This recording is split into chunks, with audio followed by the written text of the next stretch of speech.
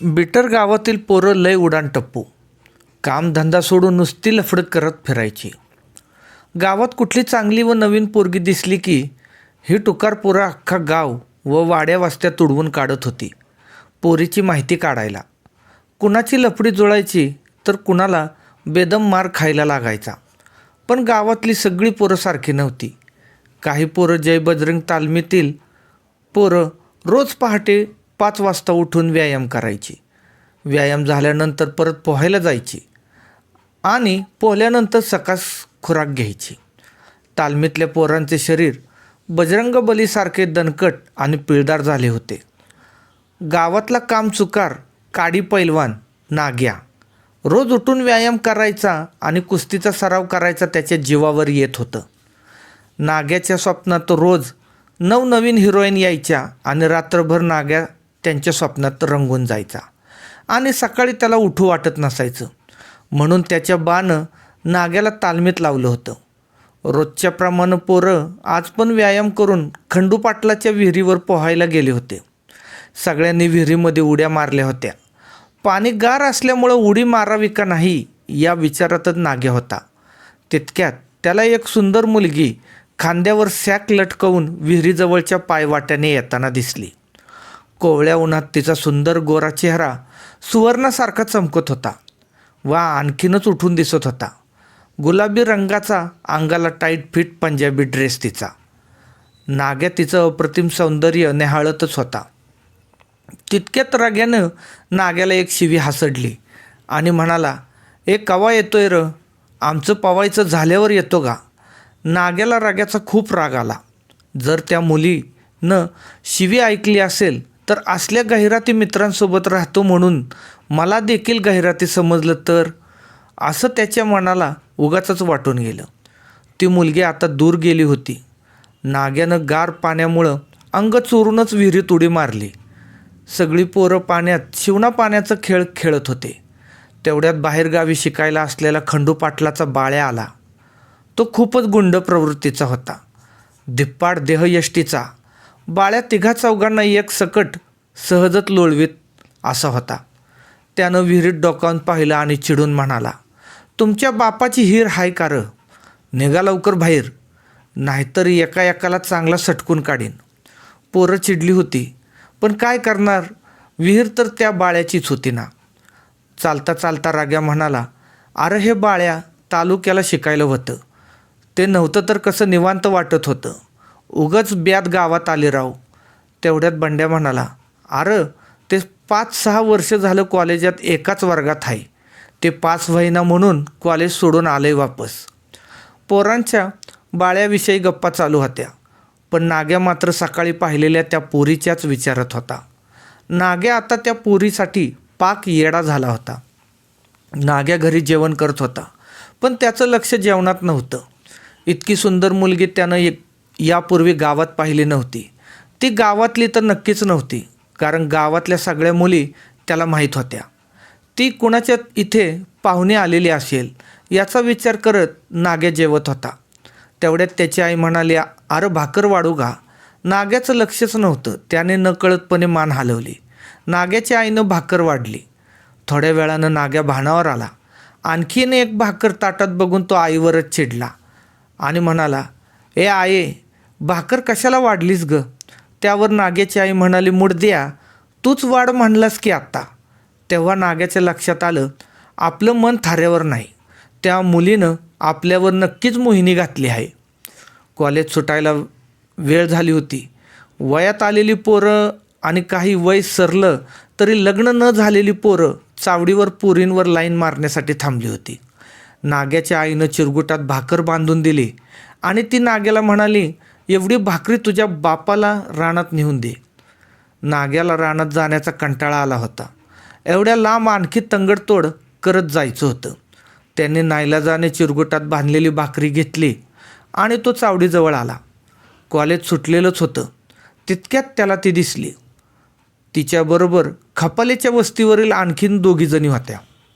नाग्याने मनाशीच अंदाज बांधला, हे पण खपालेच्या वस्तीवरच कोणाकडं तरी पाहुणे आले असणार.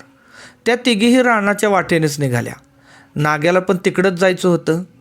थोड्या वेळापूर्वीच रानात जायचं त्याच्या जीवावर आलं होतं, पण आता तो आनंदित झाला होता. आता तो कितीही चालायला तयार होता. नाग्या थोड्या अंतराने त्यांच्या मागे चालू लागला. मसनवाट्यापासून 2 पायवाटा फुटत होत्या. त्या दोघीजणी उजवीकडे खपाल्याच्या वस्तीकडे वळाल्या. ती एकटीच पायवाटानं डावीकडे वळाली.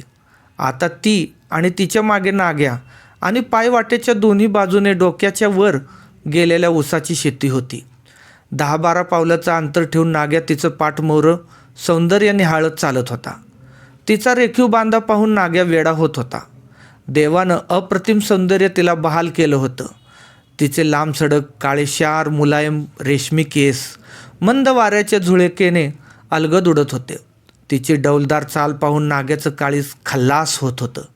तिचं सौंदर्य पाहायला भेटत आहे यातच नाग्याला स्वतःला भाग्यवान समजत होता. चालत चालत आता ते खंडू पाटलाच्या विहिरीजवळ आले होते. बाळ्या आणि त्याचा एक गडी विहिरीजवळच पाईपलाईनची जोडाजोडी करत होते. नाग्या तिच्या मागे 4-5 पावलाच्या अंतरानं चालत होता. बाळ्याने एकदा त्या मुलीकडे पाहिलं, नंतर तो रागाने नाग्याकडे पाहू लागला. नाग्याने त्याच्याकडे पाहून न पाहिल्यासारखं केलं. ती नाग्याच्या गोठ्याजवळून उजव्या हाताला वळून चालू लागली. नाग्यानं पण आपल्या शेताकडे न जाता कुणीही पाहत नाही याची खात्री करून तिच्या मागे मागे चालू लागला. नाग्यानं ती कोठे जाते ते पाहिलं. ती संभाजी बारण्याच्या शेताकडे गेली. ती बारणेंचीच पाहुणी आहे म्हणून नाग्याच्या लक्षात आलं. तो आपल्या शेताकडे वळाला. दुपारचे 2:30 वाजले होते आणि नाग्याचा बास सकाळी 7लाच न्याहारी न करता रानात आलेला होता. काम करून त्याला कचकटून भूक लागली होती. तो नाग्याची वाट पाहतच लिंबाच्या झाडाच्या सावलीत बसला होता. नाग्या उशिरा आल्यानं आणि भूक लागण्यानं नाग्याचा बास संतापला होता.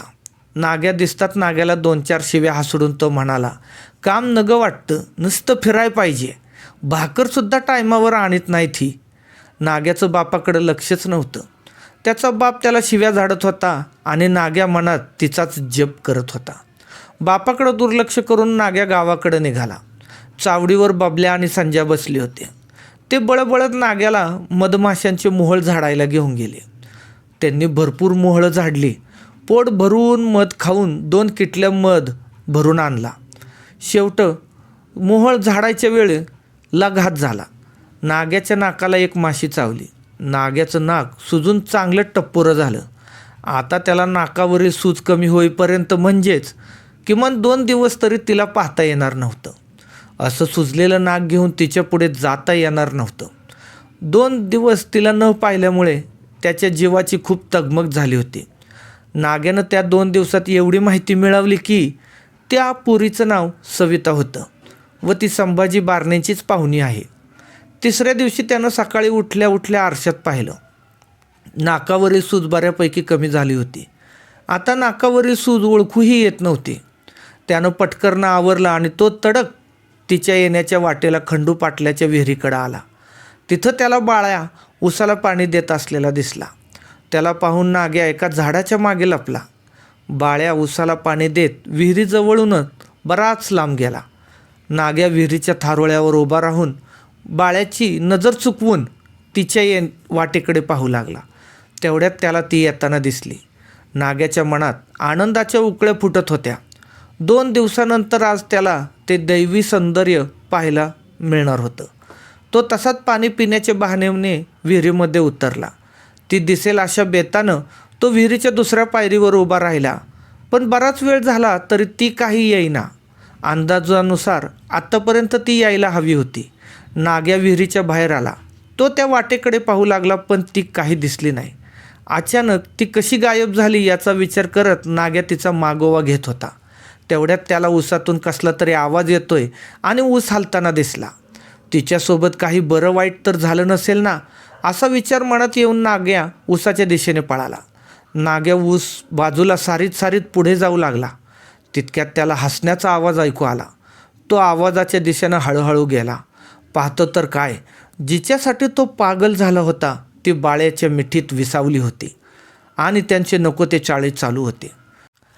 नाग्या सरळ गावाकडे निघाला. चावडीवर बबल्या आणि संज्या बसलेच होते. त्याने घडलेली सगळी हकीकत सांगितली. तेव्हा ते म्हणाले, अरे काल तू चावडीवर नव्हता. कालच चावडीवर त्या दोघांचा विषय निघाला होता. बाळ्याचा आणि तिचा आधीचंच लफडं चालू आहे म्हणून. तालुक्याच्या ठिकाणी ते दोघे भेटले होते आणि तिनं बाळ्यासाठीच आपल्या गावातल्या कॉलेजला ॲडमिशन घेतलं आहे. बाळ्याचं आणि तिचं आधीच लफडं आहे हे ऐकून नाग्याला धक्काच बसला. त्याच्या काळजाचा पार चक्काचूर झाला होता. तिच्याबरोबर रंगवलेल्या लाख लाख स्वप्नांचा क्षणभरात चुराडा झाला होता. नाग्याचं डोकं बधीर झालं होतं, पण क्षणभरात तो सावरला. तो तेथूनच उठला. सगळ्या पोरी शेवटी सारख्याच, इथून पुढं कधीच असल्या पोरींच्या लफड्यात पडायचं नाही अशी शपथ घेऊन नाग्या रानाकडे निघाला. आता नाग्यानं पोरींचा विषयच डोक्यातून काढून टाकला होता. तो रोजच्या रोज शेताकडे जाऊ लागला. बापाला रानात मदत करू लागला. तसंच संध्याकाळी घराकडे जाताना जाळण्यासाठी लाकडाचा बिंडा सायकलला अडकवून घेऊन जाऊ लागला. नाग्याचे मायबाप लय खुश होते. नाग्या आता सुधारला, कामधामाला लागला. आता त्याचं लगीन करून द्याय पाहिजे या विचारातच नाग्याचे आईबाप होते. एके दिवशी रानात लय काम नव्हतं म्हणून नाग्या एकटाच रानात गेला होता. नाग्याचा बा घरीच होता. हातातील काम आटोपून नाग्या दुपारच्या वेळेला घरी जेवायला निघाला. रानापासून थोडं पुढं आल्यानंतर खपाली वस्तीकडे जाणाऱ्या रस्त्याला नाग्याला एक पोरगी दिसली आणि त्या पोरीकडे बघून नाग्याला सवीची आठवण झाली. पण ही पोरगी सवीपेक्षा सुद्धा दिसायला देखणी, गोरीपान आणि सुडोल बांध्याची होती. तिला बघून नाग्या एकटक तिच्याकडं बघतच राहिला. नाग्या आता आपली शपथ विसरून पुन्हा या पोरीच्या प्रेमात पडला होता. गोष्ट आवडली असल्यास चॅनलला नक्की सबस्क्राईब करा.